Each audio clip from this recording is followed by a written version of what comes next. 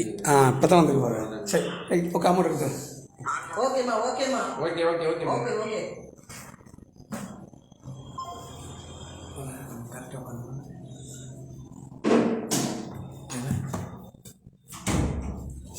Blessed be the name of the Lord and God and our Savior Jesus Christ. I am very happy to meet you all through this Facebook preaching. Yes, கர்த்தர் நாமத்துக்கு மகிமை உண்டாவதாக. கர்த்தராகிய இயேசுவின் நாமத்தில் மீண்டுமாக இந்த மாணவர்களே உங்களை சந்திப்பதிலே எத்தனை மகிழ்ச்சி. தேவனுக்கு ஊழிய செய்வதாக அழைக்கப்பட்ட உத்தரவாதமான ஊழியக்காரராக இருப்பதனாலே ஆத்மாவின் மீதாக கரிசனையும் பாரமும் கொண்டிருக்கத்தக்கதான தேவனுடைய ஊழியக்காரராக நாங்கள் வாரத்தில் 7 நாட்கள் தேவனுடைய வார்த்தைகளை பகிர்ந்து கொள்ள கத்தக்க செய்திருக்கின்றார்.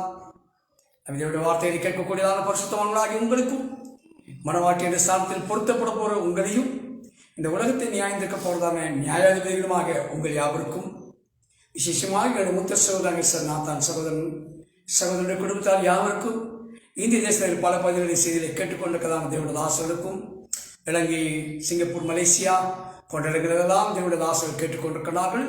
அவர்களுக்கும் கர்த்தராகிய இயேசு கிறிஸ்துவின் பரிசுத்தமான நாமத்தில் வாழ்த்துக்களை நான் கொண்டு வருகின்றேன். கர்த்தர் தாமே நம்மை வெகுவாக ஆசீர்வதிப்பாராக. ஏமான். இப்பொழுது இன்றைக்கு நாம் தெரிந்து கொண்டதான வேத பாகமானது எசேக்கியேல் தீர்க்கதரிசியின் புத்தகம் 7ஆம் அதிகாரம் 1 வாசிப்போமாக. பின்னும் கர்த்தருடைய வார்த்தை எனக்கு உண்டாகி, அவர் மனுபுத்திரனே, இஸ்ரவேல் தேசத்தை குறித்து கர்த்தராகிய ஆண்டவர் சொல்கிறது என்னவென்றால், முடிவு வருகிறது, தேசத்தின் 4 முனைகளிலும் முடிவு வருகிறது. இப்போதே உன்மேல் முடிவு வருகிறது. நான் என் கோபத்தை உன்மேல் வருவித்து உன் வழிகளுக்கு தக்கதாக உன்னை நியாயம் தீர்த்து உன்னை எல்லா அருவருப்பு பலனையும் உன்மேல் வர பண்ணுவேன். என் கண் உன்னை தப்ப விடாது. நான் இறங்காமல் உன் வலிக்கு தக்கதை உன்மேல் வர பண்ணுவேன். உன் அருவருப்புக்கு தக்கதை உன் நடுவில் வந்திறங்கும். அப்பொழுது நான் கர்த்தர் என்று அறிந்து கொள்வீர்கள். கர்த்தராகிய ஆண்டவர் சொல்கிறது என்னவென்றால், தீங்கு வருகிறது, இதோ ஏகமான தீங்கு வருகிறது, முடிவு வருகிறது, முடிவு வருகிறது, அது உண்மையில் நோக்கமாக இருக்கிறது, இதோ வருகிறது. தேசத்தில் குடியிருக்கிறவனே, அந்நாட்டில் வெளியில் காலம் வருகிறது, காலம் வருகிறது, அமைதியின் நாள் சமீபித்திருக்கிறது, மலைகளில் சந்தோஷ சத்தமில்லை. இப்பொழுது விரைவில் என் உக்கிரத்தை உன்மேல் ஊற்றி என் கோபத்தை உன்னில் தீர்த்து கொண்டு உன்னை உன் வழிகளுக்கு தக்க நியாயம் தீர்த்து உன் எல்லா அருவருப்புகளின் பலனையும் உன்மேல் வர பண்ணுவேன். என் கண் உன்னை தப்ப விடாது. நான் இறங்காமல் உன் வலிக்கு தக்கதை உன்மேல் வர பண்ணுவேன். உன் அருவருப்புகளுக்கு தக்கது உன் நடுவில் வந்திருக்கும். அப்பொழுது அடிக்கிறவராகிய நான் கர்த்தர் என்று அறிந்து கொள்வீர்கள். இதோ அந்த நாள் இதோ வருகிறது. அந்நாளில் விடியற் காலம் உதிக்கிறது, மிலாறு பூக்கிறது, அகன்று செழிக்கிறது, அக்கிரமத்துக்கு மிலாறாக கொடுமை எழும்புகிறது. அவர்களும் அவருடைய திரளான கும்பிலும் அவருடைய அமளியும் ஒன்று மீதியாயிருப்பதில்லை. அவர்கள் நிமித்தம் புலம்பல் உண்டாயிருப்பதில்லை. அந்த காலம் வருகிறது, அந்த நாள் கிட்டுகிறது. கொள்ளுகிறவன் சந்தோஷப்படாமலும் விற்கிறவன் துக்கப்படாமலும் இருப்பானாக. அதை திரளான கும்பின் மேலும் உக்கிரம் இறங்கும். அவர்கள் ஜீவனுள்ளோருக்குள்ளே இன்னும் உயிரோடு இருந்தாலும் விற்றவன் விற்கப்படாததற்கு திரும்பி வருவதில்லை. அதன் திரளான கும்பின் மேலும் உண்டான தரிசனம் திரும்பாது. தான் அக்கிரமத்திலே வாடுகிற எவனும் தன்னை திடப்படுத்த மாட்டான். அவர்கள் எக்காலம் ஊதி எல்லாவற்றையும் ஆயத்தம் பண்ணியும் யுத்தத்துக்கு போகிறவர்களை என் உக்கிரம் அதன் திரளான கும்பின் மேல் இறங்குகிறது. வெளியே பட்டயமும் உள்ளே கொள்ள நோயும் பஞ்சம் உண்டாகும். வயல்வெளியில் இருக்கிறவன் பட்டயத்தால் சாவான், நகரத்தில் இருக்கிறவனையோ பஞ்சம் கொள்ளை நோயும் பட்சிக்கும். அவர்களில் நம்புகிறவர்கள் தப்புவார்கள், ஆனாலும் அவர்கள் அனைவரும் அவனவன் தன் அக்கிரமத்தின் நிமித்தம் துக்கித்து கூப்பிடுகிற பள்ளத்தாக்களின் புறாக்களைப் போல மலைகளில் இருப்பார்கள். எல்லா கைகளும் சலித்து எல்லா முழங்கால்களும் தண்ணீரை போல் தத்தளிக்கும். இரட்டை உடுத்திக் கொள்வார்கள், தத்தளிப்பு அவர்களை மூடும். எல்லா முகங்களும் வெட்கப்படும், எல்லா தலைகளும் மொட்டையிடப்படும். தங்கள் வெள்ளியை தெருக்களில் எழுந்து வருவார்கள். அவருடைய பொன் வேண்டாம் என்று இருக்கும். கர்த்தருடைய சினத்தினாலே அவர்கள் வெள்ளியும் அவர்கள் பொன்னும் அவரை விட்டுவிடக்க மாட்டாது. அவர்கள் அதனால் தங்கள் ஆத்துமாக்களை திருப்தியாக்குவதும் இல்லை, தங்கள் வயிறுகளால் நிரப்புவதும் இல்லை. அவர்கள் அக்கிரமமே அவர்களுக்கு இடராயிருந்தது. அவருடைய சிங்காரத்தின் மகிமையை அகந்தைக்கென்று வைத்து அதிலே அருவருக்கப்படத்தக்கதும் சி என்று கடப்படத்தக்கதுமான காரியங்களின் விக்கிரகங்களை உண்டு பண்ணினார்கள். ஆகையால் நான் அவைகளை அவருக்கு வேண்டா வெறுப்பாக்கி அதை அந்நிய கையிலே கொள்ளையாகவும் பூமியின் துஷ்டர்களுக்கு சூறையாகவும் கொடுப்பேன். அவர்கள் அதை பரிசுத்த குலைச்சலாக்கார்கள். என் முகத்தை அவர்கள் விட்டு திரும்புவேன். அதனால் என் அந்தரங்க ஸ்தலத்தை பரிசுத்த குலைச்சலாக்குவார்கள். பரிகாரர் அதற்குள் பிரவேசித்து அதை பரிசுத்த குலைச்சலாக்குவார்கள். ஒரு சங்கிலியை பண்ணிவை. தேசம் நியாயத்தீர்ப்புக்குள்ளான இரத்த பலிகளால் நிறைந்திருக்கிறது. நகரம் கொண்டு மையால் கொடுமையால் நிறைந்திருக்கிறது. ஆகையால் புறஜாதிகளின் துஷ்டர்களை வரப்பண்ணுவேன். அவர்கள் இவருடைய வீடுகளை சுதந்தித்துக் கொள்வார்கள். பலவான்களின் பெருமையை ஒழிய பண்ணுவேன். அவர் பரிசுத்த ஸ்தலங்களில் பரிசுத்தை குளிச்சலாக்குவார்கள். சங்காரம் வருகிறது, அப்பொழுது சமாதானத்தை தேடுவார்கள். ஆனாலும் அது கிடையாது. விக்கினத்தின் மேல் விக்கினம் வரும், துச்செய்தி மேல் துச்செய்தி பிறக்கும். அப்பொழுது தீர்க்கதரிசனத்திலே தரிசனத்தை தேடுவார்கள். ஆனாலும் ஆசானிடத்திலே வேதமும் மூப்பரிடத்திலே ஆலோசனையும் பெறாமல் ஒளிந்து போகும். ராஜா துக்கித்துக் கொண்டிருப்பான். பிரபுவை திகில் மூடிக்கொண்டிருக்கும். தேசத்து ஜனங்களின் கைகளை தளர்ந்து போகும். நான் அவர்கள் வழிகளின்படி அவர்களுக்கு செய்து அவர்கள் நியாயங்களின்படியே அவர்களை நியாயம் தீர்ப்பேன். அப்பொழுது நான் கர்த்தர் என்று அறிந்து கொள்வார்கள். ஆமென். ஹல்லேலூயா. ஆமென். கர்த்தருடைய வார்த்தையை வாசித்தார் வார்த்தைகளை ஆசீர்வதிப்பாராக. கர்த்தருடைய வசனத்தை கொண்டு எசேக்கியேல் தீர்க்கதரிசியின் வாயிலாக தேசத்தையாகிய இஸ்ரவேல் ஜனங்களின் மீதாக தேவனாகிய கர்த்தர் கொண்டிருக்கிறதான உக்கிர கோபம் எது நிமித்தம்? இஸ்ரவேல் தேசத்தினுடைய அக்கிரம நிமித்தம். விக்கிரகங்களுக்கு பின்பாக உண்டு பண்ணி தேவனை மறந்தது நிமித்தம். தேவன் அவர்களுக்கு அனுமதிக்கக்கூடியதான பஞ்சங்கள், கொலை நோய்கள், பட்டயங்கள், சாவுகள், தோல்விகள் உண்டாகும் என்று கர்த்தர் எசேக்கியேல் தீர்க்கதரிசி மூலமாக உரைத்தார் அல்லவா?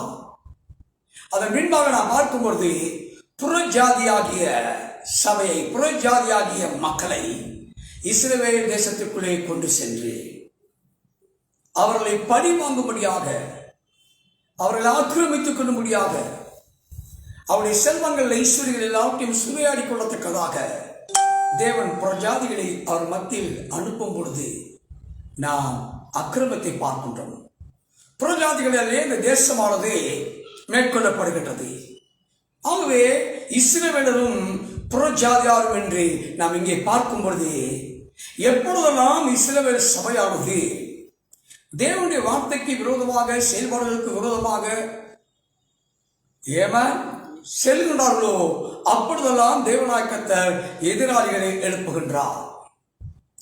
இந்த விசேஷமாக எதிராளிகள் என்று சொல்லும் பொழுது பாபிலோன் தேசத்தினுடைய ராஜாவின் கீழாக ராஜ்யபார்த்திருந்த நாட்களில் அவர்களை இஸ்ரவேல் தேசத்தை சென்று சூறையாடும்படியாக, சிறைபிடித்துக் கொண்டு செல்லும்படியாக தேவன் எதிராளியை எழுப்புகின்றார். இது தேவன் உபயோகப்படுத்துகிறதான ஒரு பதம். எப்பொழுதுமே தேவன் பழிவாங்க வேண்டும் என்றால் பழிவாங்க வேண்டுவதற்காக ஒரு கூட்டத்தை எழுப்புவார். இஸ்ரவேல் ஜனங்களை பழிவாங்குவதற்காகவும் பஞ்சத்தினாலும் பட்டயத்தினாலும் சாவினாலும் கொள்ளை நோயினாலும் தேவன் தன்னுடைய தீர்க்க தரிசனத்தை உரைத்து தீர்க்கதரிசியாக எசேக்கியேல் தீர்க்கதரிசி மூலமாக நிறைவேறுவதற்கு அவர் சொன்னவர்களை பார்க்கும் பொழுது சில சந்தர்ப்பங்களில் பழி வாங்குவதற்காக இஸ்ரவேலுக்கு விரோதமாக புறஜாதிகளை எழுப்புகின்றார். ஹல்லேலூயா. ஆமென். அதுதான் முக்கியமாக நீங்கள் வாசிக்கின்றோம். வெளியே பட்டயமும் உள்ளே கொள்ளை நோயும் பஞ்சமும் உண்டு. வயல்வெளியில் இருக்கிறவன் பட்டயத்தால் சாவான், நகரத்தில் இருக்கிறவனையோ பஞ்சமும் கொள்ளை நோயும். அன்பான தேவனுடைய ஜனமே, இந்த நாட்களிலே இந்த குறிப்பிட்ட இந்த 20ஆம் நூற்றாண்டில் 2020 என்று நாம் பார்க்கும் பொழுது பஞ்சங்களும் எழும்புகின்றன, கொள்ளை நோய்களும் எழும்புகின்றன, பட்டயங்களும் எழும்புகின்றன, சாவுடைய எண்ணிக்கையும் அதிகமாக எழும்பிக் கொண்டிருக்கின்றன. இது எந்த காலத்தில் உரைக்கப்பட்ட தீர்க்கதரிசனம் என்று நாம் பார்க்கின்றோம். ஏறத்தாழ 2600 ஆண்டுகளுக்கு முன்பதாக இது உரைக்கப்பட்ட தீர்க்க தரிசனம். யார் மூலமாக? மனுபுத்திரன் என்று சொல்லக்கூடிய தீர்க்கதரிசியாகிய எசேக்கியேலின் வாயிலாக சொல்லப்படுகின்றது. ஆனால் உச்சநோக்கி நாம் பார்க்கும் பொழுது ஆபிரகாமிலிருந்து மல்கியா தீர்க்கதரிசி வரையிலும் கூட நாம் பார்த்தால் யுத்தங்கள் தான். ஆபிரகாமுடைய நாட்களிலே யுத்தம், ஆபிரகாமுடைய நாட்களிலே பஞ்சம், ஆபிரகாமுடைய நாட்களிலே பட்டயத்திலே விழுகின்றார்கள். ஆபிரகாமுடைய நாட்களிலே பார்க்கும்போது ஒரு இக்கட்டான சூழல் உருவாகின்றது. அன்பின்பாக மோசையின் காலத்துக்குள் நான் வருவது கானான் தேசத்தை சுதந்தித்துக் கொள்வதற்காக எகிப்திலிருந்து பிரயாணப்பட்டு புறப்பட்டு வருகின்றதான வேளையிலே அந்த கானான் தேசத்தை அடைவதற்காக பல தேசங்களுக்குள்ளாக அவர்கள் செல்ல வேண்டிய சூழ்நிலையை தேவன் உருவாக்குகின்றார். ஆனால் பல தேசத்தார் நினைச்சினார்கள், எங்களுடைய தேசத்தின் வழியாக செல்லக்கூடாது, உங்களுடைய ஆடுகளுக்கும் மாடுகளுக்கும் உங்களுடைய மிருகங்களுக்கும் நாங்கள் தண்ணீர் கொடுக்க மாட்டோம் என்றெல்லாம் பலவிதமான சோதனைகள், பலவிதமான போராட்டங்கள், யுத்தங்களும் நடந்தது. அந்த யுத்தங்களை கொண்டு அவர் மேற்கொண்டு செல்கின்றார்கள். இஸ்ரவேல் ஜனங்களை வனாந்தரத்தை வழிநடத்திக் கொண்டு வரும்பொழுது தண்ணீர் இல்லை என்றதால் ஒரு பெரிய கூக்குரல் இடுகின்றார்கள். இதோ நாங்கள் மன்னாவை புசிக்கின்றோமே, இது எத்தனை ஆண்டு காலம் என்று சொல்லி எல்லோரும் முறுமுறுக்க ஆரம்பிக்கிறார்கள். ஏமா அவை இந்த மோசையின் இந்த ஆபிரகாமின் பின்பாக மோசையை பார்க்கின்றோம். ஏமா இந்த மோசையின் பின்பாக நாம் பார்க்கும் பொழுது ஒரு மகத்தான தீர்க்கதரிசி என்று சொல்லக்கூடிய சாமுவேலை பார்க்கின்றோம். சாமுவேல் தீர்க்கதரிசியின் பின்பாக நாம் பார்க்கும்போது எரேமியா தீர்க்கதரிசியை பார்க்கின்றோம். எரேமியா தீர்க்கதரிசியின் பின்பாக நாம் பார்க்கின்றோம். ஏமா தேவனாய் கத்த எஸ்ராங்கிறதான ஒரு வேத பாராயணை தேவன் எழுப்புகின்றார். அதன் முன்பாக நாம் பார்க்கும் சகரியாவின் புத்தகத்திலே வாசிக்கின்றோம். பரிசுத்தமான சபை கூட வேண்டும், ஆசீர்வதிப்பின் கூடத்திலே அவர்கள் வர வேண்டும். தேவனாய் கத்த சகரியாவின் காலங்களை கொண்டு வருகின்றார். ஆனால் மல்கியாவின் காலங்களிலே தீர்க்கதரிசியாகிய மல்கியாவின் காலங்களை பார்க்கும் பொழுது அங்கேதான் யோவான் சலனம் பிறக்கின்றார், அதை கர்த்தராகிய இயேசு கிறிஸ்து பிறக்கின்றார். ஆகவே பழைய ஏற்பாட்டிலே இந்த 7 சபையின் காலங்களை நாம் பார்க்க முடியும். இந்த 7 சபையின் காலங்களிலே பழைய ஏற்பாட்டிலே தேவன் 7 பொன் குத்து விளக்குகளாக ஆசீர்வதிப்பின் குலத்தை வைத்திருக்கின்றார். ஏமேன். ஆனால் தேவனுடைய ஆசீர்வதிப்பின் குலத்திலே 3 பாகங்கள் இருக்கின்றன. அந்த 3 பாகங்களை குறித்து நாம் பார்க்கும்பொழுது முதலாவதாக இருப்பது வெளிவளாகம், இரண்டாவது இருப்பது பரிசுத்த ஸ்தலம், மூன்றாவதாக இருப்பது மகா பரிசுத்த ஸ்தலம். ஆனால் ஆபிரகாம் அவன் சுயமாக பலிபீடத்தை கட்டி தேவனை ஆராதித்தான். தேவன் பலிகளை அங்கீகரித்தார். அவன் விசுவாசத்தின் தகப்பன் என்று சொல்லப்படுகிறது. அவனுடைய நாட்களில் தான் தேவனாய் கர்த்தர் தன்னுடைய ஜாதி ஜனங்கள் என்று சொல்லி, சந்ததி என்று சொல்லி வானத்தின் நட்சத்திரங்களை பார்க்க முடியாத சொல்கின்றான். அவன் சந்ததியை பார்க்கும்போது ஈசாக்கு வருகின்றான், யாக்கோபு வருகின்றான், யோசேப்பு வருகின்றான், 12 கோத்திரங்கள் வருகின்றது. அதன் பின்பாக மோசே வருகின்றான். அவ்விதமாக அந்த பணி ஏற்பாடானது தொடர்ந்து மல்கியாவிற்கு கடைசி சபையாக 7வது சபையின் காலத்தில் கடந்து வரும் பொழுது அந்த 7வது சபையின் காலத்தில் பார்க்கின்றோம், யோவான் ஸ்நானனும் அங்கே காட்சியில் வருகின்றான், கர்த்தராகிய இயேசு கிறிஸ்துவும் காட்சியில் வருகின்றான். ஆமென். ஆகவே முதலாவது சபையானது நாம் பார்க்கும் பொழுது ஆபிரகாம் ஒரு விசுவாசத்தின் சபை, இஸ் a faithful church. அவன் விசுவாசத்தின் சபைக்கு ஒரு தீர்க்கதரிசியாக. அதை கடந்து நாம் மோசேயை பார்க்கும் பொழுது எகிப்து தேசத்துக்கு சென்று ஜனங்களை வெளியேற்றிக் கொண்டு வருகின்றான். ஒரு தேசத்திலிருந்து இன்னொரு தேசத்துக்கு அழைத்துக் கொண்டு வரும் பொழுது அந்த சபையை நாம் என்னவென்று சொல்வோம் என்று சொன்னால் இஸ் a national church, தேசிய சபை. இந்த தேசிய சபைக்கும் ஒரு தலைக்கர்த்தராக தளபதியாக தேவனாய் மோசேயை எழுப்பிக் கொண்டு வருகின்றார். அந்த மோசேயின் காலத்தில் தான் பலிபீடம் எவ்விதமாக அமைக்க வேண்டும், ஆசீர்வதிப்பு கூடாரம் எவ்விதமாக அமைக்க வேண்டும் என்று தேவனாய் கர்த்தர் பிரமாணத்தை கொடுக்கின்றார். அந்த பிரமாணத்துக்கு பேர் தர்மசாஸ்திரம். அந்த தர்மசாஸ்திரம் மோசேயினாலே கொடுக்கப்பட்டு எழுதப்பட்டு வருகின்றது. ஏமா அதன் பின்பாக அதன் வழியாக நாம் பார்க்கும்போது சாமுவேல் நியாயாதிபதிகள் மரித்த காலத்தின் பின்பாக தேவனாய் கர்த்தர் ஒரு மகத்தான தீர்க்கதரிசியாக எழுப்புகின்றார். அவன் ஒரு ஆண் மகனாக பிறக்கின்றான். ஒரு முதுகெலும்பு உள்ளதான ஒரு தீர்க்கதரிசியாக எழுப்புகின்றான். ஏமா இஸ்ரவேலுடைய சகல விதமான கீழ்ப்படியாமைகளையும் பாவங்களையும் முகத்துக்கு முகமாக சுட்டி காண்பித்து கண்டித்து எச்சரிக்கக்கூடியவனாக எழும்புகின்றான். அந்த சபை அவன் நாட்கள் பார்க்கும் பொழுது தேவன் அவனுக்கு கொடுத்திருக்கின்ற செய்தியை பார்த்தால் சபைகள் மத்தியிலே நியாயம் செய்யும்படியாக நியாயாதிபதியாக ஏமா சர்ச் ஆஃப் ஜட்ஜஸ் கவுன்சில் ஏமா நியாய சபையினுடைய சங்கமாக தேவனாக்கத்தை அங்கே எழுப்புகின்றார் அவனை.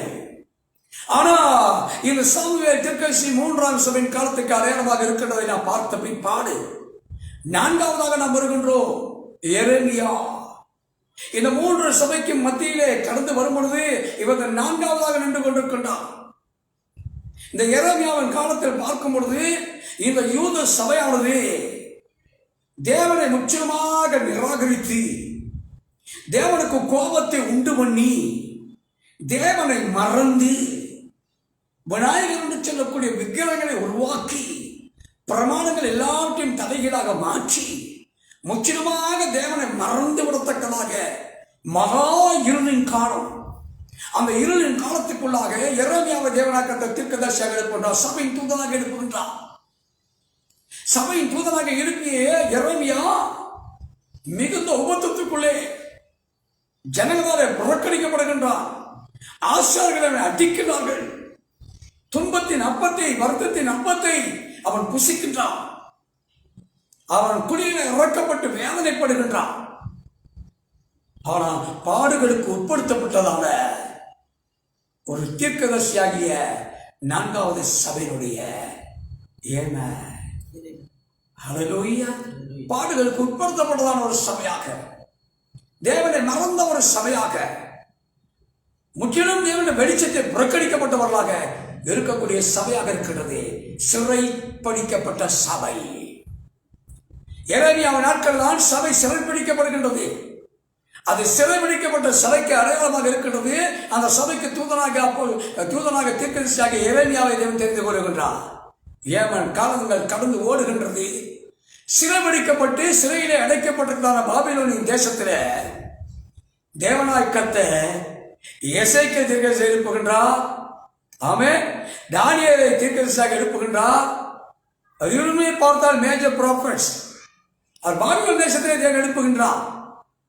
ஒருவேளை எசேக்கியேல் மோசேக்கு ஒப்பாக மீண்டும் திரும்ப அளிக்கப்படக்கூடிய வாக்குத்தத்தங்கள் எல்லாவற்றையும் இஸ்ரவேல் ஜனங்களுக்கு கொடுக்கத்தக்கதாக ரீஎஸ்டாப்ளிஷிங் மீண்டுமாக அந்த வாக்குத்தத்தை நினைவு கொண்டு சபைகளை சகல ஆசீர்வாதங்கள் கொடுக்கத்தக்கதாக தேவன் உபயோகப்படுத்துகின்றார்.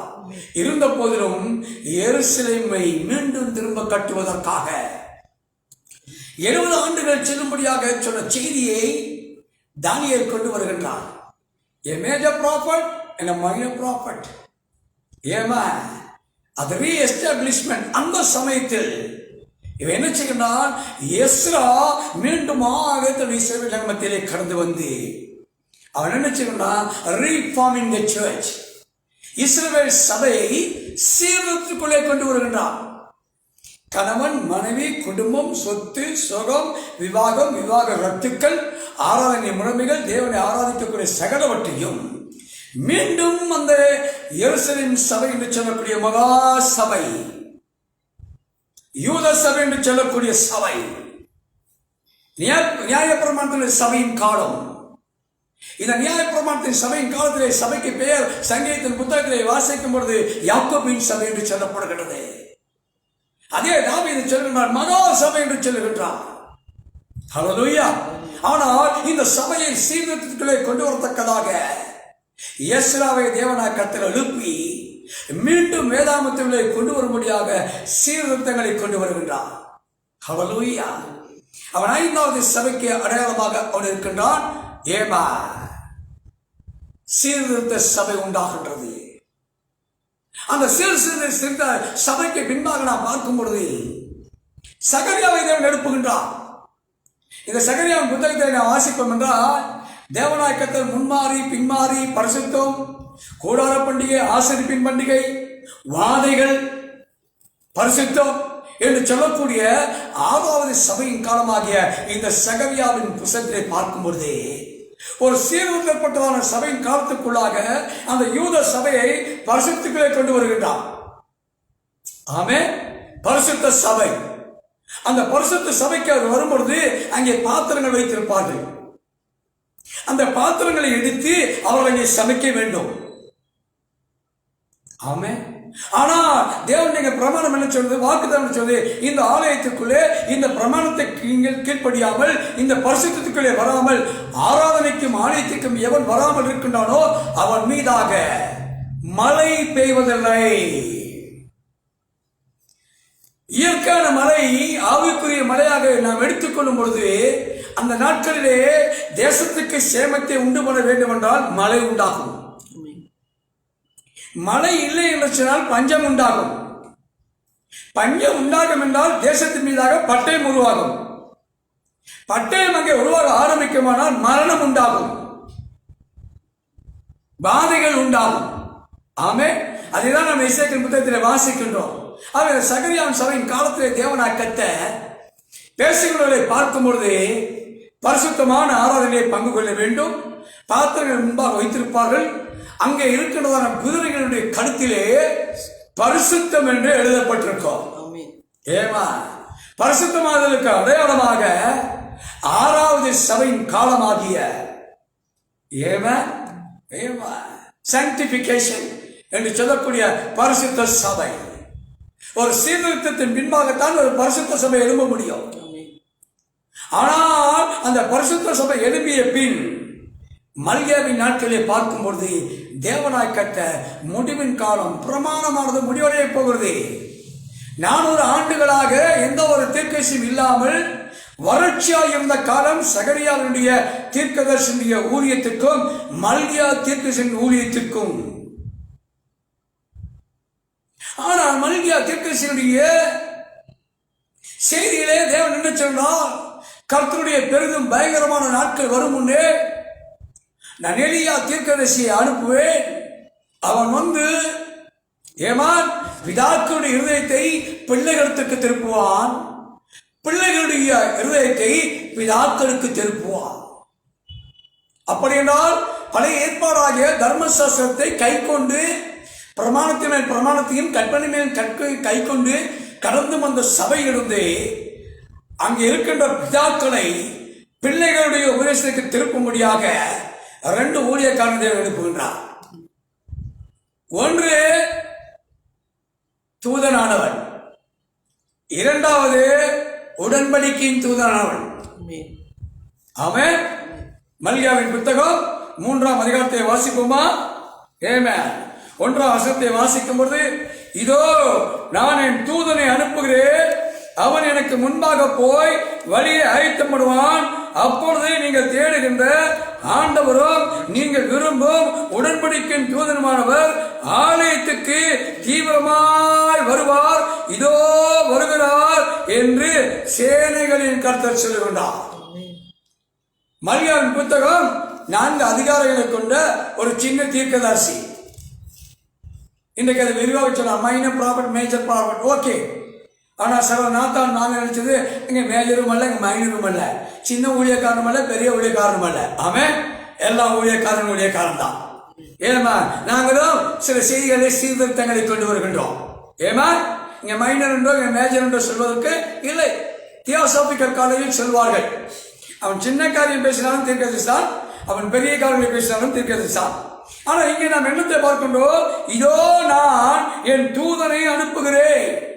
முதலாவதாக பார்க்கும்போது மல்கியா தீர்க்கதரிசி புத்தகத்திலே சேனைகளின் கர்த்தராகிய ஆண்டவர் தூதனை அனுப்புகிறேன் என்று சொல்லும் பொழுது ஒரு தூதனை மனதில் வைத்துக் கொள்ளுங்கள். அன்பின்பாக நான் பார்க்கும் பொழுது அவன் வந்து வழியை ஆயத்தம் பண்ணுவான். வழியை கர்த்தருடைய அந்த தூதன் வரப்போறவன் தூதனுக்கு வழியை ஆயத்தம் பண்ணுவான். 2வதாக என்ன சொன்னால், நீங்கள் தேடுகின்ற ஆண்டவரும் உடன்படிக்கையின் தூதனுமானவர் என்று ஆலயத்துக்கு தீவிரமாய் வருவார் என்று சொல்லப்படுகிறது.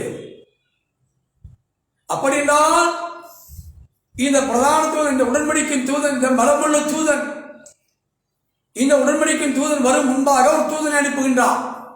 அவன் முன் வழிகாட்டியாக, முன் உதாரணமாக பாதைகளை சேவை பண்ணுவதற்காக அவனை அனுப்ப வேண்டும் என்றால் அவனை எப்படி அடையாளம் கொண்டு கொள்ள முடியும்? வசனம் சொல்கிறது, அவன் எலியாவின் ஆவியை கொண்டவனாயிருப்பான். கர்த்தருடைய வழியை ஆயத்தப்படுத்துவதற்காக அனுப்பப்பட்ட எலியாவின் ஆவியை கொண்டவன் தான் இந்த யோவான் ஸ்நானன். 4ஆம் அதிகாரத்திலே நாம் வாசிப்போம். இதோ கர்த்தருடைய பெரிதும் பயங்கரமான நாள் வருவதற்கு முன்னே நான் உங்களுக்கு எலியா தீர்க்கதரிசியை அனுப்புகிறேன். எலியா தீர்க்கதரிசியை தேவன் அனுப்ப என்று சொல்லி வார்த்தையை கொடுத்திருக்கின்றார். 1 ராஜாக்களின் புத்தகத்திலே எலியாவை பார்க்கின்றோம். 2 ராஜாக்களின் புத்தகத்திலே எலிசாவை பார்க்கின்றோம். இங்கே மல்கியாவிலே எலியாவின் ஆவியை பெறுகின்றவனை பார்க்கின்றோம். அவன் மத்தேயு லூக்கா எழுதின சுவிசேஷத்தில் வரும்பொழுது அவன் தான் யோவான் ஸ்நானன் என்று வேதம் தெளிவாக சொல்லுகின்றது. அவன் எலியாவின் ஆவியை பெற்றவனாய் இருக்கின்றான். அவன் பழைய ஏற்பாட்டின் பிதாக்களை பிள்ளையாகிய உடன்படிக்கையின் தூதனாகிய இயேசு கிறிஸ்துவின் பக்கமாக திருப்புவதற்கு, புதிய ஏற்பாட்டுக்கு வழியை திறப்பதற்காக அவன் எலியாவை கொண்டவனாக வருகின்றான். அவன் தான் 3வது எலியா, யோவான் ஸ்நானன். ஆனால் அவனுடைய வேலை என்ன? பிதாக்களுடைய இருதயங்களை பிள்ளைகளுக்கு திருப்புவதற்கு. அவன் ஒரு ஊழியத்தை ஒரு கமா போட்டிருப்பதை பார்ப்பீர்கள். அதை முடித்துவிட்டு அவன் போய்விட்டான்.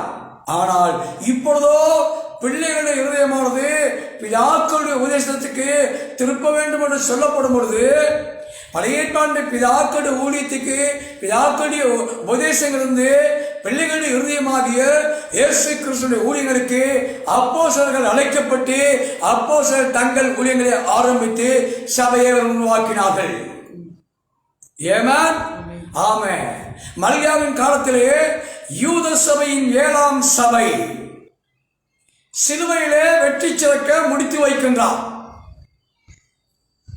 யூத சபை ஆரோனுடைய முறைமை பிரகாரமாக ஆசாரியத்தினுடைய ஊழியமானது தொடர்ந்து 7 சபையின் காலங்களாகிய நியாயப்பிரமாண காலங்களாகிய ஆபிரகாமுடைய காலங்களிலிருந்து அவை ஆரம்பிக்கின்றது. ஆனால் அதை கல்வாரின் சிலுவையிலே ஆரோனுடைய ஆசாரியத்தின் ஊழியத்தை முடித்து வைப்பதற்காக இவர் லேவியனாக வரவில்லை. இவர் யூதா கோத்திரத்திலே தோன்றினவராக சிலுவையிலே தம்முடைய பரிபூர்ணமான ஆசாரியத்தை முடித்து வைக்கின்றார்.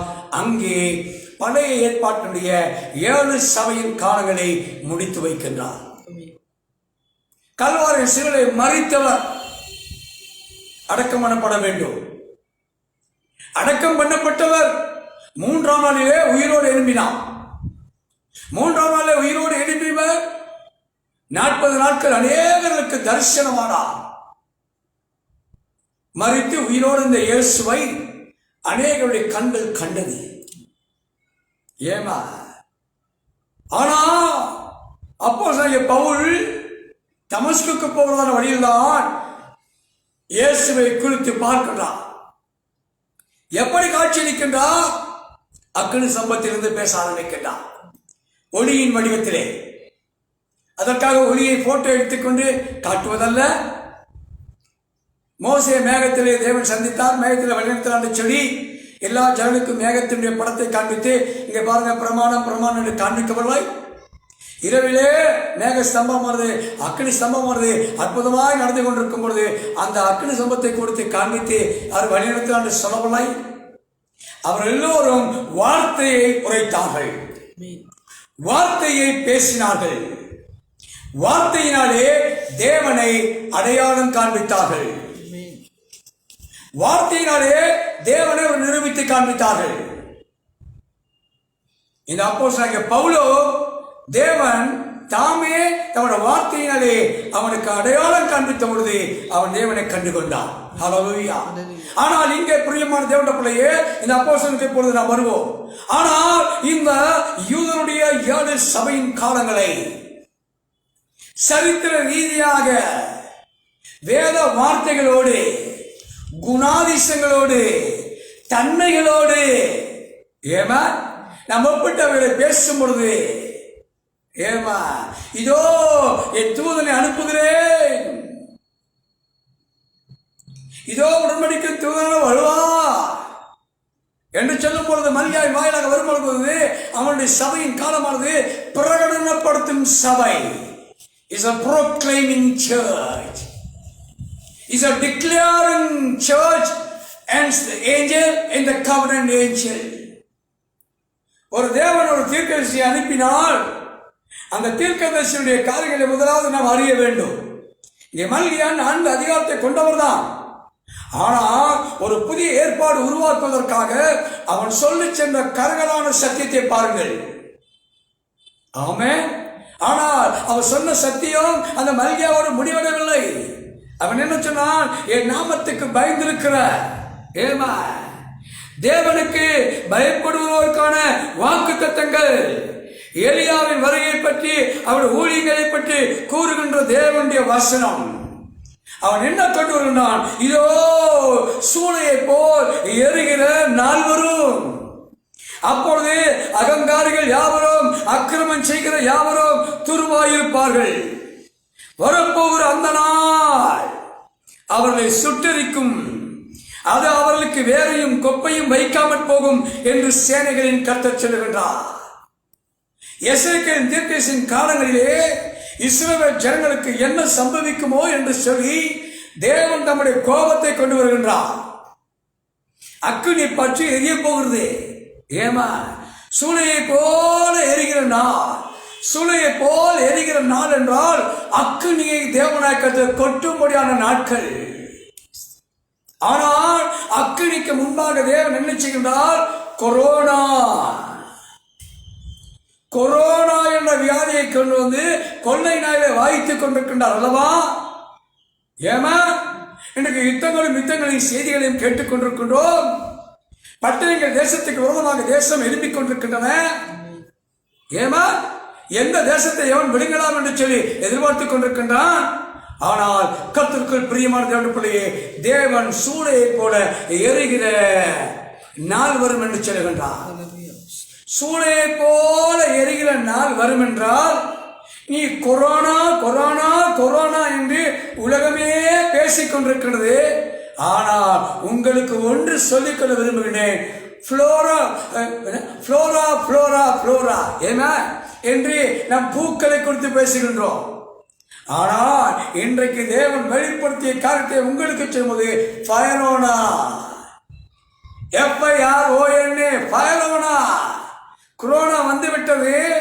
இப்பொழுது செய்தியிலிருந்து வாக்குத்தத்தங்களை பற்றி கொண்டு வரப்போவதான தீர்க்க தரிசனங்களை இந்த செய்தியின் வாயிலாக உங்களுக்கு உரைக்கின்றோம். என்னவென்று சொன்னால் ஃபயரோனா. ஏமா ஆதி நாட்களே இலக்கண ரீதியாக மொழிகளை படித்தவர்கள் இந்த மொழிகளை இன்றைக்கு கொண்டு வரவில்லை, உங்களுக்கு கொண்டு வரும்படியாக தேவன் கிருபை கொடுக்கின்றார். ஃபயரோனா. ஆமென். ஏமா அந்த ஃபயரோனாவை தேவன் கொண்டு வருவார். இன்னைக்கு கொரோனா கொரோனா இங்கிலீஷ் தெரியாத பாட்டி தாத்தா படிக்காத மேதைகள் அவங்க எல்லாம் கொரோனா கொரோனா சொல்றாங்க. ஆனால் வரப்போவதான ஃபயரோனா அக்கினியிலிருந்து உங்களை மீட்கவும் அக்கினியிலிருந்து உங்களை சுட்டரிக்கும் இரண்டையும் செய்யும். ஏமா எந்த மலையானது நோவாவின் காலத்தில் ஏமா கூட்ட ஜனங்களை அழித்ததோ அதே நீர்தான் நோவாவின் குடும்பத்தை ரட்சித்தது என்பதை மறக்க வேண்டாம். ஒன்று கல்வாரின் சிலுவையிலே, இரண்டாவதாக தேவன் சிந்தி அந்த ரத்தத்தை சிந்தி பாவ மன்னிப்பை கொண்டு வரும்படியாக ஊற்றினார் அல்லவா? இந்த உலகம் பாவ மன்னிப்பை பெறுவதற்கு ரத்தத்தை சிந்தி நியாய தீர்ப்புக்கான வழிகளை வைத்தார் அல்லவா? ஆனால் அநேகம் நியாய தீர்ப்பின் நாட்களிலே ஆக்கினைக்குள்ளாக தீர்க்கப்பட போகின்றார்கள். ஆனால் யாருடைய தவறு? அது தேவனுடைய தவறு அல்ல. தேவன் அவர் நியாய தீர்ப்புக்கு தப்பித்துக் கொள்ள ரத்தத்தை சிந்தினார். ஆனால் உலகம் இயேசு கிறிஸ்துவின் ரத்தத்தை தன் கால்களின் கீழாக மிதித்தது. இயேசு கிறிஸ்துவின் ரத்தத்தை இந்த உலகமானது புறக்கணித்தது. ஆனால் அன்பு தேவ பிள்ளையே, இயேசு கிறிஸ்துவின் ரத்தமானது நம்முடைய பாவங்களை சுத்திகரிப்பதற்காக சிந்தப்பட்ட ரத்தம். இந்த சிந்தப்பட்ட ரத்தம் சிந்தப்படுவதற்காகவே யோவான் ஸ்நானன் அவர் அறிமுகப்படுத்துகின்றார் உடன்படிக்கையின் தூதன் என்று சொல்லி. உடன்படிக்கையின் தூதனோடே கூட யூத சபையுடைய காலம் முடிவடையுமானால், இப்பொழுது நாம் ஜீவித்துக் கொண்டிருக்கிற இந்த கடைசி கால சபை என்று சொல்லக்கூடிய இந்த சபைகளை பார்க்கும் பொழுது மீண்டும் உடன்படிக்கையின் தூதனாக வர வேண்டும். முதலாம் வருகைக்கு முன்பதாக என்னவெல்லாம் சம்பவித்ததோ, இரண்டாம் வருகைக்கு முன்பாக சம்பவிக்க வேண்டும். அப்படி என்றால் இந்த இரண்டாம் வருகைக்கு முன்பாக தேவனாய் கர்த்தர் பழைய ஏற்பாட்டில் எதை செய்தாரோ அதை தான் செய்ய வேண்டும். ஏனால் பழைய ஏற்பாட்டின் ஆசிரியப்பின் கூடத்திலே 7 பொன் குத்து விளக்குகள், அந்த 7 பொன் குத்து விளக்கு 7 சபைகளாம். ஆகவே யூதர்களுக்கு 7 சபைகள். ஆமென், ஹல்லேலூயா. அதன் மத்தியிலே நியாய பிரமாணிகனாகிய கர்த்தருடைய ஆவியானவர், கர்த்தருடைய உடன்படிக்கையின் தூதனானவர் அங்கே உடன்படிக்கையின் தூதனாக இஸ்ரவேல் ஜனங்களை தொடங்கினவர் உடன்படிக்கையில முடிக்கிறார். ஆமென். ஆனால் இந்த புதிய ஏற்பாட்டிலே மீண்டுமாக நாம் பார்க்கும் பொழுது வெளிப்படுத்தும் விசேஷம் 1ஆம் அதிகாரத்திலே 7 பொன் குத்து விளக்குகளை தேவன் காண்பிக்கின்றார். நிலையங்கை தரித்தவராய் 7 பொன் குத்து விளக்கின் சபை மத்தியிலே அவர் உலாவுகிறார். அவருடைய வலது கரத்திலே 7 நட்சத்திரங்களை பார்க்கின்றார். அவர் இந்த வெளிப்படுத்தும் விசேஷத்தை நன்றாக வீட்டிலே படிக்கும் பொழுது 7 விதமான மகிமையை பார்க்கின்றோம். 7 விதமான பொன் குத்து விளக்குகளை பார்க்கின்றோம். 7 நட்சத்திரங்களை பார்க்கின்றோம். 7 நட்சத்திர செய்தியாளர்களை நாம் பார்க்கின்றோம். ஹல்லேலூயா.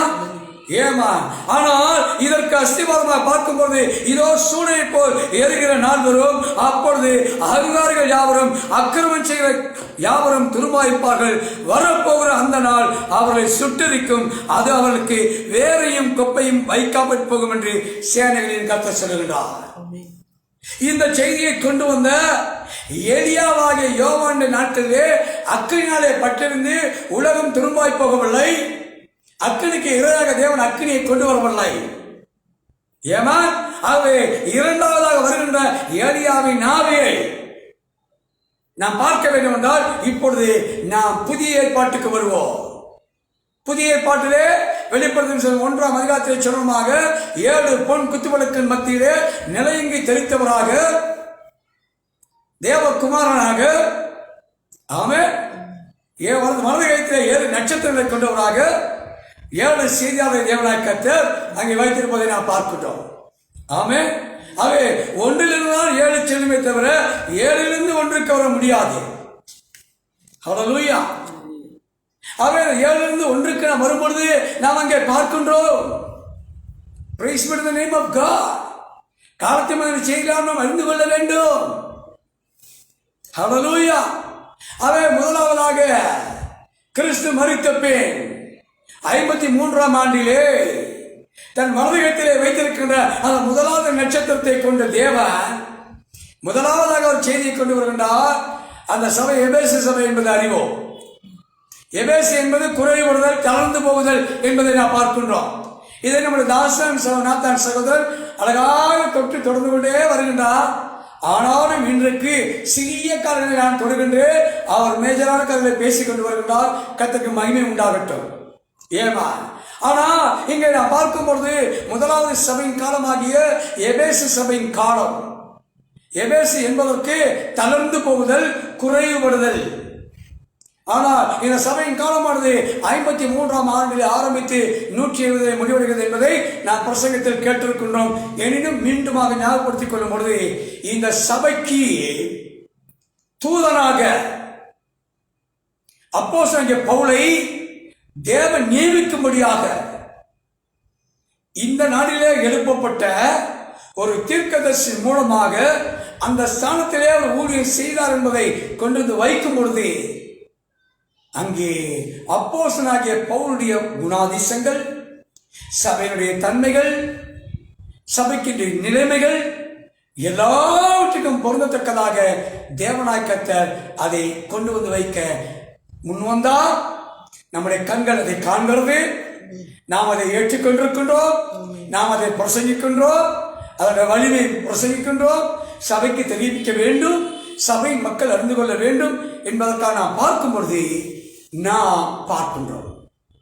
ஒவ்வொரு சபையின் காலத்தினுடைய தூதன் சென்ற பின்பாக அந்த சபை அத்தோடு நின்று விட்டதா என்று நாம் பார்த்தால், இன்றைக்கு எல்லோரும் பேசுகின்றார்கள், who is the successor? ஒரு ஊழியன் எழுப்பி தேவனோடு உபயோகப்படுத்தி போய்விட்டால் அவனுக்கு பின்பாக வரக்கூடிய சக்சஸர் யார் என்ற ஒரு கேள்வி. ஆனால் இதை ஆராய்ந்து நாம் வேத வார்த்தையின் வாயிலாக பார்க்கும் பொழுது பவுலுக்கு பின்பாடு தீமோத்தே தான் அப்போஸ்தலனாகிய பவுலுடைய ஊழியத்திலே வெற்றி கொண்டவன். ஆமென். ஆகவே அப்போஸ்தலனாகிய பவுலுடைய உடன் ஊழியக்காரனாக இருந்த தீமோத்தேயு the successor of the Paul's ministry, அதிகமான ஆலோசனை பெற்றுக் கொள்கின்றான். அப்போஸ்தலனாகிய பவுலோடே கூட இருக்கின்றான். அப்போஸ்தலன் சொன்னவைகளை மறக்க வேண்டாம் என்று சொல்கின்றான், கண்டித்து சொல்கின்றான். முன் சொல்லப்பட்ட அப்போஸ்தலன் நெடுகூறு என்று வேதம் சொல்லுகிறது. ஆனால் இவனோ நீ உன் உபதேசத்தையும் நீ கவனித்து நீ செய்வாயானா, உன்னை உன் உபதேசத்தை குறித்து நீ எச்சரிக்கையாக இருப்பாங்கனால் கேட்கிறவர்களை ரட்சித்துக் கொள்வார் என்று சொல்லி தேவனாகிய கர்த்தர் சரியான ஒரு பயிற்சி கொடுக்கத்தக்கதாக. ஏனென்றால் ஊழியனாகிய அப்போஸ்தலனாகிய ஊழியன் மரித்து போகலாம், ஊழியம் ஒருபோதும் மரித்து போவதில்லை. ஏமா அப்போஸ்தலர் எல்லாரும் கூடி வந்து சில காரியங்களை பேசும் பொழுது முடிவெடுக்கின்றார்கள். ஆனால் அப்போஸ்தலரை செய்யவனாய் இந்த அப்போஸ்தலனாகிய பவுலை பேதுரு மெச்சிக் கொள்கின்றார். வெளிப்பாடுகளை பெற்ற யோவான் அதற்கு பின்பாக வந்திருக்க முடியும் தீமோத்தேயுக்கு. அவன் சில சபையை மேய்ப்பனாக கொண்டிருந்தான். சிலர் சொல்கின்றார்கள், ஒரு வேளை யோவான் தான் அவருடைய சக்சஸ் என்று சொல்லலாம். நம்ம இதை ஆர்கியூ பண்ண வரவில்லை, அதை விவாதம் செய்ய வரவில்லை. ஆனால் தீமோத்தேயுவை பார்க்கும் பொழுது எல்லா உபதேசங்களையும் கடைபிடித்து செல்லக்கூடிய he was a successor. அப்படியாக இருக்குமானால் இரினேஸ் என்று சொல்லக்கூடிய இரண்டாம் சபையின் காலம் சிமிர்னா. சிமிர்னா என்பதற்கு கசப்பு என்பதை நாம் அறிவோம். ஆனால் இந்த சிமிர்னா சபையின் காலத்திலே ஐரனீசும் ஆள்கின்றார், போலிகாப் என்றதான ஒரு சீசனும் ஆள்கின்றார். இந்த போலிகாப் யார் என்று சொன்னால் யோவானுடைய சீசன். ஆனால் அந்த யோவானுடைய சீசனை இரண்டாவது சபைக்கு ஐரனீஸ் என்று சொல்லக்கூடிய அவனுக்கு அந்த ஸ்தானம் கொடுக்கப்படுகிறது, இரண்டாம் சபையுடைய தூதன் என்று சொல்லி. ஏமா ஆகவே அங்கே பலதரப்பட்டதான ஊழியக்காரர்கள் இருந்தாலும், பேதுரு இருந்தார், யோவான் இருந்தார், யாக்கோபு இருந்தார், தோமா இருந்தார், இது போன்று பல பேர் இருந்தாலும் கூட அங்கே தேவனாய் கர்த்தர் பவுலுக்கு தான் பிராமுக்கியம் கொடுக்கின்றார். ஏறத்தாழ இந்தியாவுக்கு 53ஆம் ஆண்டிலே கிறிஸ்துவுக்கு பின் தோமாவானவர் அப்போஸ்தலனாகிய தோமா இந்தியாவுக்கு வந்து விட்டார். 53ஆம் ஆண்டிலே இந்தியாவுக்கு வந்து 70ஆம் ஆண்டிலே மரித்து விட்டார். ஆனால் இதே காலங்களில் தான் அப்போஸ்தலனாகிய பவுல் முதல் சபையின் காலங்களிலே அந்த வருடத்தை கொண்டு அவர் ஏறத்தாழ ஒரு சிறிது 15, 20, 30 வருடங்களுக்குள்ளாக அவர் மரித்து விட்டார். அவை அவர்கள் சிதறி போய்விட்டார்கள். ஆனால் சிறு சிறுதான அங்கே சீசன் இருந்தார்கள்.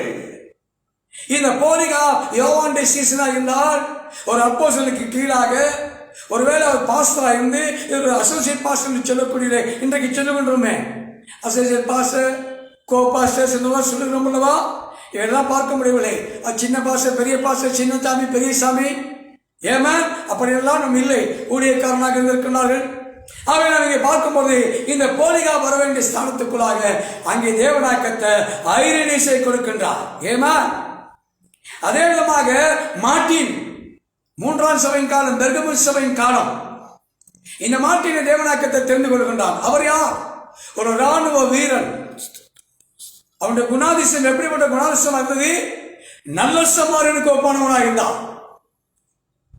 நல்ல சமாரியன் என்ன செய்தான்?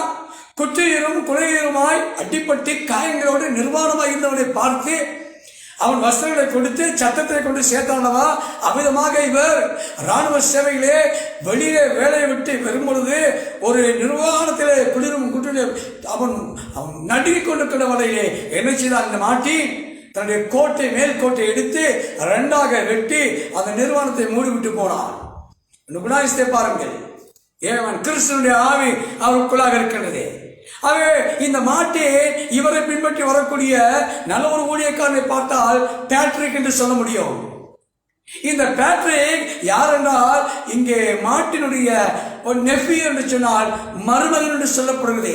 அக்காவுடைய மகனுக்கு மருமகன், ஏமா அத்தப்பனுடைய மகனுக்கு மருமகன் என்று சொல்லப்படுகிறது.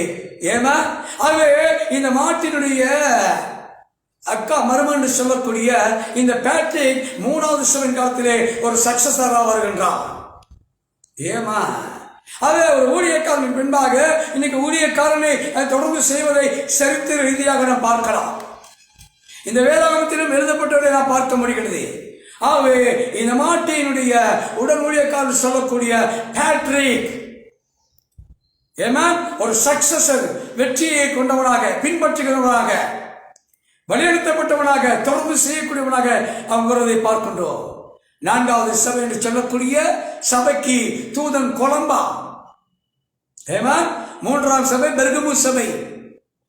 பெர்கமு என்பதற்கு பூர்ணமான விவாகம், அரசியலும் ஆன்மீகமும் விவாகம் செய்து கொண்டது. ஏமா அங்கேதான் அரசியலும் ஆன்மீகம் உண்டாகும் பொழுது தேவனுடைய பரிசுத்தாவியானது சபையை விட்டு கடந்து போய்விட்டது. மனிதனுடைய ஆட்சி, குருக்கள் ஆட்சி, அரசியலின் ஆட்சி வந்தது. ஏமா அதை கடந்து நாம் கொலம்பாவுடைய காலத்துக்கு வரும்பொழுது ஏமா தயத்ரா சபை. இந்த தியேத்ரா என்பதற்கு தொடர்ந்து நடக்கும் பலி. ஏமா பலி செலுத்தி தேவனை ஆராதிக்கத்தக்கதற்கு அடையாளமா இருக்கக்கூடிய இந்த 4வது சபை என்ற தியேத்ரா சபை செல்லும்பொழுது அதற்கு கொலம்பா தூதனாக தேவன் எழுப்புகின்றார். ஏமா இந்த கொலம்பாவை தேவன் எப்படி ஊழியத்துக்கு அழைத்தார்?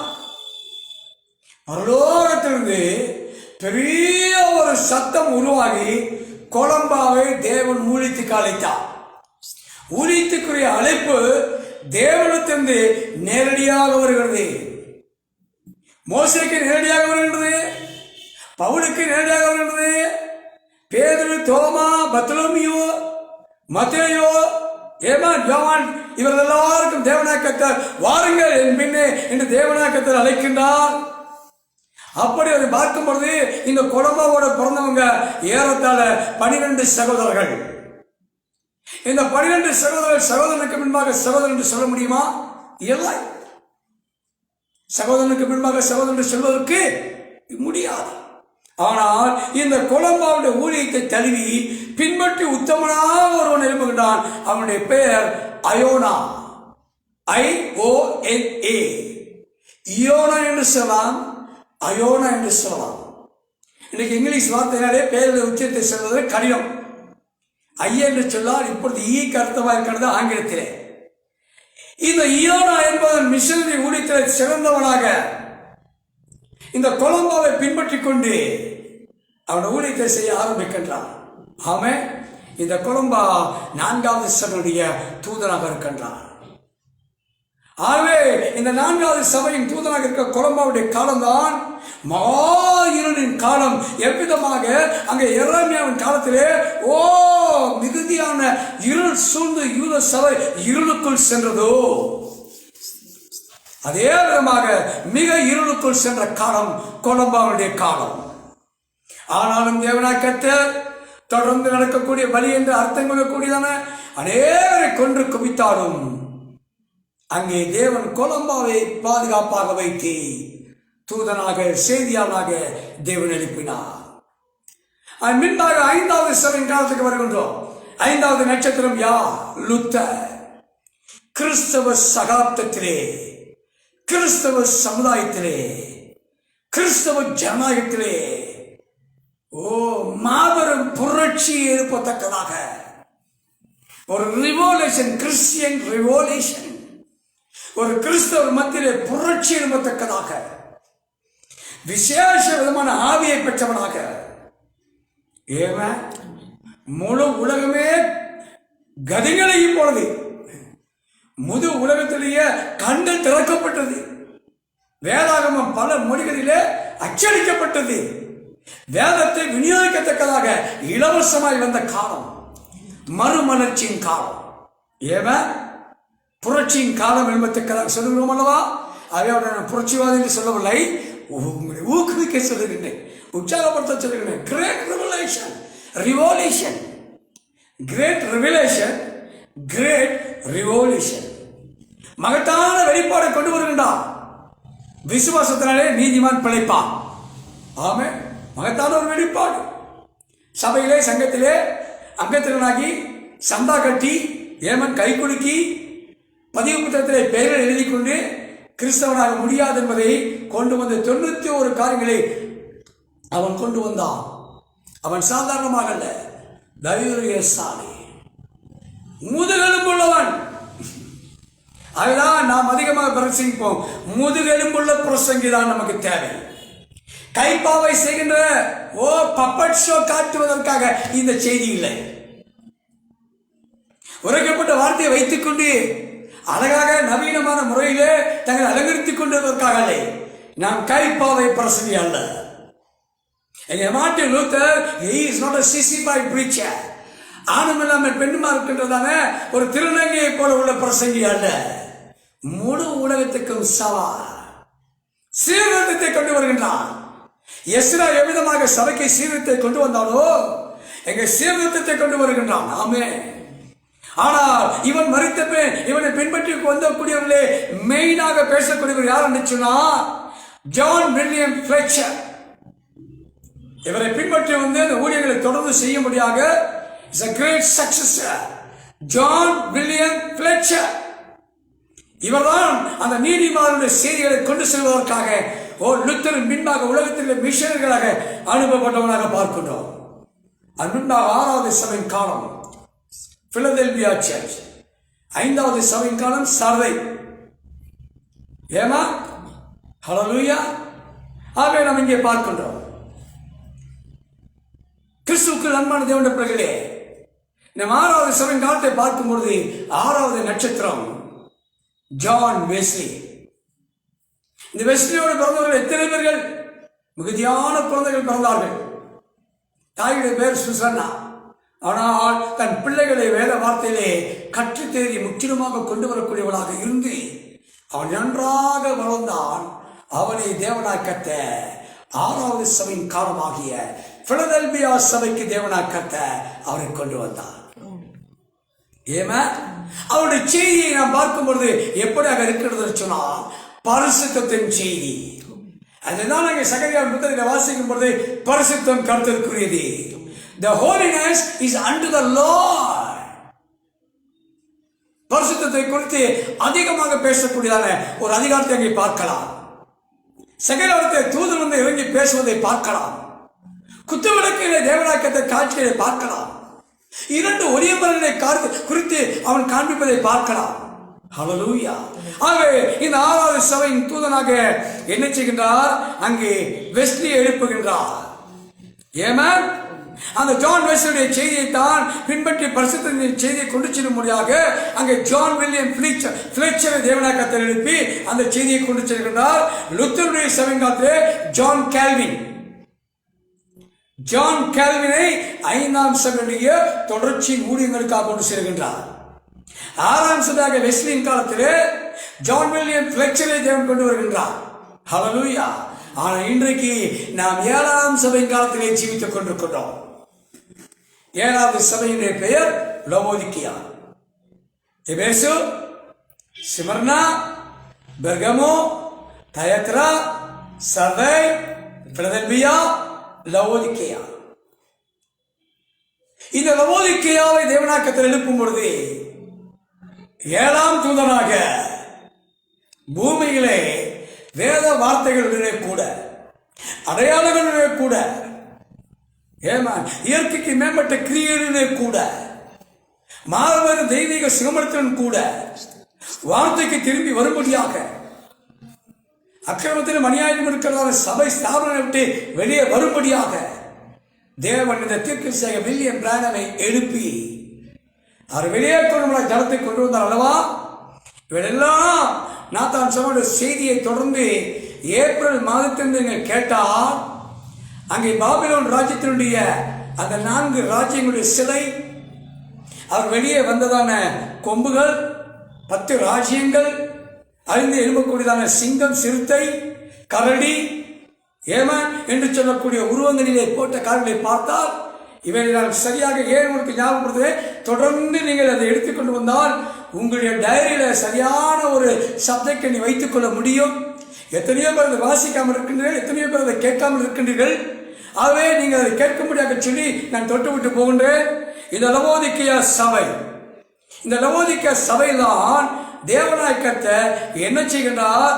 மல்கியா 3ஆம் அதிகாரத்திலே சொல்லப்பட்டு, மல்கியா 4ஆம் அதிகாரத்திலே சொல்லப்பட்டு, அங்கே 2 விசை அங்கே உடன்படிக்கையின் தூதன் வருவதையும் அங்கே எலியாவின் ஆவி வருவதையும் குறித்து வேதம் தெளிவாக சொன்னது அல்லவா? அது அங்கே நிறைவேறத்தக்கதாக பிள்ளைகளாகிய நம்முடைய விசுவாசத்தை, நம்முடைய இருதயத்தை நம் பிதா கண்டு சொல்லக்கூடிய அப்போஸ்தலருக்கு அந்த உபதேசத்துக்கு திருப்பும்படியாக அனுப்பப்பட்ட திருப்பு முனை கொண்ட ஊழியர். அவர் என்ன சொல்றார்? கட்டிடத்தை நேராக கட்டி கொண்டு போயிடலாம். ஆனால் திருப்பு முனை என்பது வரும் பொழுது அது விசேஷித்த ஒரு மேஷனால தான் செய்ய முடியும். விசேஷித்த வேலைக்காரன் தான் அதை செய்ய முடியும். அவன் சிறந்த வேலைக்காரனாக இருந்தால்தான் அவன் சிறந்த வெளிப்பாடை கொண்டு வர முடியும். அவன் ஒரு சிறந்த வேலைப்பாடை செய்ய முடியும். ஆகவே இந்த எலியாவின் ஆவியை பெற்ற இந்த தீர்க்கதரிசி 7ஆம் சபையின் தூதன் ஒரு சாதாரணமாக எண்ணிவிடக் கூடாது. அவரை கொச்சைப்படுத்தி பேசக்கூடாது. இன்றைக்கு அநேகமாக பேசுகின்றார்கள். ஆனால் அவருக்கு கனம் செலுத்தக்கூடிய உத்தமமான ஊழியர்களும் உண்மையான விசுவாசிகளும் இருந்தால், அவர் கொடுத்த சத்தியத்தை அறிந்து பகுத்து அறிந்து எந்த விதமான மாயமானம் இல்லாமல், எதையும் மறைக்காமல், எதையும் சமரசம் செய்யாமல் அவருடைய உத்தமமான செய்தியை மக்களுக்கு முன்பாக வைக்கக்கூடியவர்கள் தான் இந்த எலியாவின் ஆவியை பெற்ற தீர்க்கதரிசிகளாக இருக்கக்கூடிய ஊழியர்கள். ஆமென்.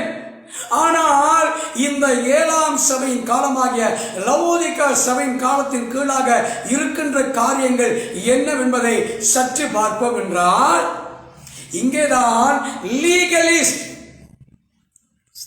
7ஆம் சபையின் தூதனுடைய செய்தியின் கீழாக அனைவரும் எழும்பி இருக்கின்றார்கள். அதிலே ஒரு கூட்டம் லீகலிஸ்ட் என்று சொல்லி சட்டபூர்வமானவர்கள், இன்னொரு கூட்டம் எழுந்திருக்கின்றார்கள் ஃபண்டமெண்டலிஸ்ட், அஸ்திவாரத்தை கொண்டவர்களாய் பேசுகின்றார்கள். இன்னொரு கூட்டம் இருக்கின்றது அரசியல்வாதிகள். ஏன் எப்படி சொல்லுன்றேன் தெரியுங்களா? கமலா ஹாரிஸ் வைஸ் பிரசிடென்ட் வந்துட்டாங்க. இன்னைக்கு எல்லா என்டையும் மெசேஜ் பிரிவசம் ஊழியக்காரன் கூட அந்த ஃபேஸ்புக்கில் எழுதுறாங்க, அரசியலை பற்றி பேசுறாங்க. அப்படின்னா அவனுக்கு எப்படிப்பட்ட ஆவி? அரசியலின் ஆவியை கொண்டவர்கள். இன்னொரு கூட்டம் இருக்கின்றது, பிரசங்கத்தை செய்தியானதை உறுதிப்படுத்தி காண்பிப்பதற்காக இன்றைக்குரிய விஞ்ஞானத்தை எடுத்துக்கொண்டு இந்த செய்தியை விஞ்ஞான ரீதியாக ஒப்பிட்டு நிரூபித்து காண்பிப்பதற்காக இந்த செய்தியிலே சயின்டிஸ்ட் இருக்கின்றார்கள். ஆமென்.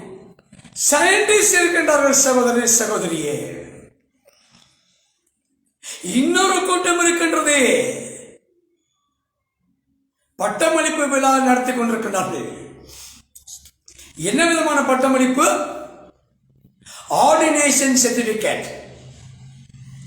5 வகையான ஊழியக்காரர்கள் யாரெல்லாம் ஊழியக்காரர் விரும்புகிறார்களோ அவர்களெல்லாம் தங்களுடைய பணத்தை செலவு செய்து ஆகாய விமானத்தை பிடித்து கனடா, அமெரிக்கா சென்று ஓர் ரெவரண்ட் பட்டம், அந்த கழுத்தில் அழகாக போட்டு ரவுண்டு கழுத்து போட்டு வெள்ளை பட்டையை போட்டுக்கொண்டு பிஷப்புங்கிற பட்டம் வாங்குவதற்காக இந்த கடைசி கால செய்தியில அநேகர் புறப்பட்டு போய்விட்டார்கள், புறப்பட்டு போய்கொண்டிருக்கின்றார்கள். இன்னொரு கூட்டம் இருக்கின்றது, Anglican church, Catholic church, Syrian church, Presbyterian church, Methodist church, Wesley church என்று சொல்லக்கூடிய இந்த சபைகளில் சென்று பாஸ்டருக்குரியதான சான்றிதழை பெறக்கூடியதான ஒரு கூட்டம் இருக்கின்றது. ஏன் இவைகளை சொல்கின்றேன் என்று சொன்னால், இங்கே பவுலுக்கு தீமோத்தேயு, தீத்து, ஓனேசிமு போன்ற தொடர்ச்சியாக அநேக ஊழியர் எழுப்பினார்கள். இரணேஸ் காலத்திலே போலிகாப் இன்னும் அநேகர் அங்கே இருந்தார்கள். மார்ட்டின் காலத்திலே பேட்ரிக் மாத்திரமல்ல, எவ்வளவோ மிஷனரிஸ் அங்கே எழுப்பி போகின்றார்கள். கொலம்பாவின் காலத்தில் ஸ்காட்லாந்து, ஐரோப்பா தேசம் என்று சொல்லக்கூடிய எத்தனையோ பேர் எழுப்பி வந்தார்கள். லுத்தருடைய காலத்தில் ஜான் கால்வின், அவரை சார்ந்து அநேகர் எழுப்பி வந்தார்கள். வெஸ்லியுடைய காலத்தில் ஜான் வில்லியம் பிளெச்சரை சார்ந்து இன்னும் அநேகர் எழுப்பினார்கள். வில்லியம் கேரி, வில்லியம் பூத், நாடி, மிக்ஸ், ஒரு வக்கீல் ஒருவர் இருக்கின்றார். அவருடைய பேர் ஞாபகம் வரவில்லை. அவர் வக்கீல் வேலை செய்கிற நாட்களிலே அவர் டாய்லெட்டில் போய் சேர்ந்து தான் ஜெபம் பண்ணுவாராம். ஃபின்னி நாக்ஸ் இருக்கின்றார்கள். எவ்வளவு பேர்கள். இவரெல்லாம் சொல்வதற்கு நேரம் இல்லை, ஆனால் சிந்தைக்கு விட்டு வச்சிருக்கின்றேன்.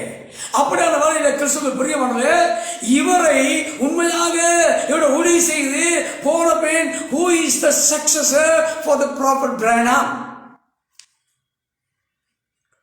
தீர்க்கதரிசிக்கு பின்பாக இந்த ஊழியத்தை வெற்றிகரமாக நடத்தக்கூடியவர்கள் யார்? இந்த கேள்வியை மத்தியில் வைக்கும் பொழுது இன்றைக்கு நடக்கிறது என சொல்லத்தான் வேண்டும்.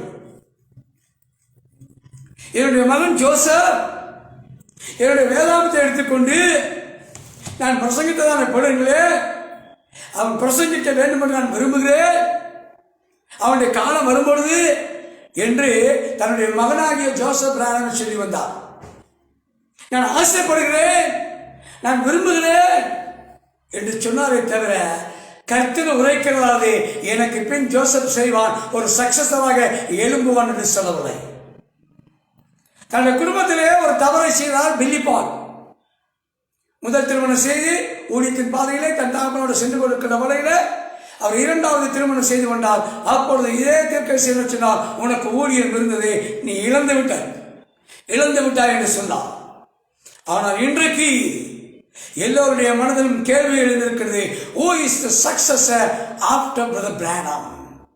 சிந்தியுங்கள். எனக்கு தெரிஞ்ச 1000 ஊழியக்காரருடைய பேர்களை இந்த கடைசி காலத்தின் செய்திகளை வைத்துக் கொண்டிருக்கின்றேன். மரித்து போனதும் உண்டு, ஜீவிக்கிறதும் உண்டு, மரண தருவாயை படுத்திக் கொண்டிருக்கிறதும் உண்டு. இவர்கள் தீர்க்கதரிசியை சுற்றிலுமாக இருந்தார்கள். இவர் அநேகரை இவர் தலையிலே கரங்களை வைத்து ஊழியத்துக்கென்று ஆர்டினேஷன் செய்தார், அபிஷேகம் செய்தார். எங்காவது சொன்னாரா எனக்கு பின் இவன் தான் என்று சொல்லி?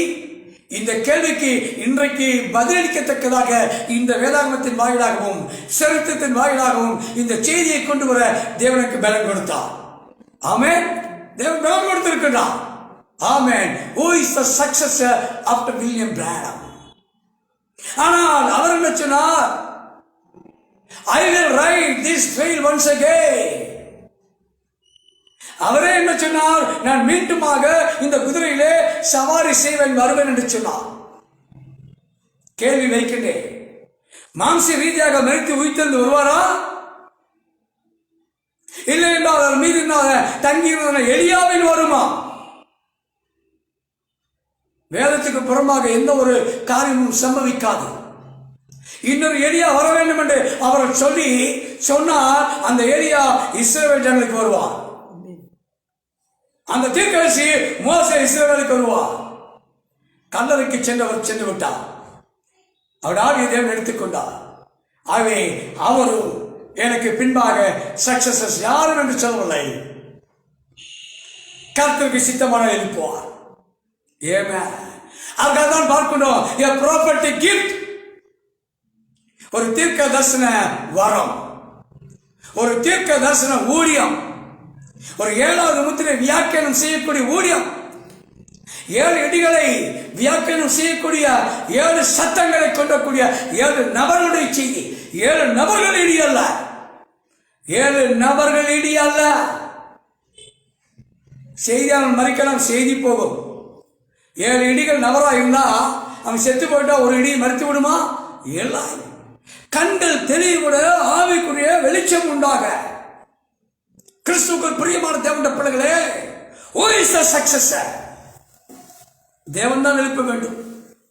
இன்னைக்கு கேள்விகள் வந்து கொண்டிருக்கின்றன. அவருக்கு பின் யார்? ஏமா அவருக்கு பின் யார்?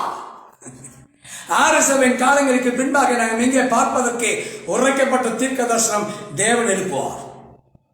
தேவன் எழுப்பி கொண்டு வரும் பொழுது அற்புதங்களோடு, அடையாளங்களோடு, சாட்சிகளோடு, கிரியைகளோடு, வார்த்தைகளோடு கர்த்தர் உரைக்கிறார் என்ற செய்தியோடு கடந்து வரும் பொழுது, சொல்லும் பொழுது சம்பவங்கள் நடக்கும். வேத வார்த்தைகளை நிறைவேறும்படியாக the successor will come. Amen. Hallelujah.